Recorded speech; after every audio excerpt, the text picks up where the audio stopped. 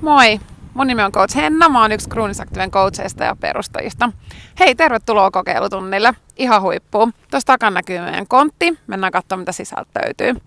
Eli kaikki treenitavarat säilyy tuolla kontissa ja se tarkoittaa myös sitä, että meidän jäsenet hakee ja palauttaa ne tonne konttiin. Siellä näyttää tolta. Jos et sä tiedä, mistä mikäkin löytyy, don't worry. Meidän jäsenet kertoo sulle tai joku meidän coacheista myös.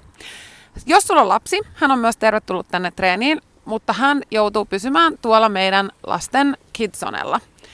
Kun lapsi on siellä, hän on myös sun vastuulla ja lapset pidetään turvallisuussyistä myös pois tästä meidän treenialueelta. Ulkona ripottelee tällä hetkellä vähän vettä. Meidän jäsenet treenaa säällä kuin säällä. Eli muista myös pukeutua säänmukaisesti. Voi joskus vähän olla tuulta, kova auringonpaiste tai sataa vettä, mutta älä anna sen häiritä. Viimeisenä juttuna, tuu paikalle noin 5-10 minuuttia ennen sun kokeilutreenin alkua. Sä näet ehkä, että edellinen treeni lopettelee just vuoroaan ja mahdollisesti coachi vaihtaa sunkaan jo siinä pari sanaa. Arvolupaus numero 1 meillä on aina ollut yhteisön luominen ja mikään ei ole siistimpää kuin saada upeita, makeita tyyppejä osaksi meidän yhteisöä.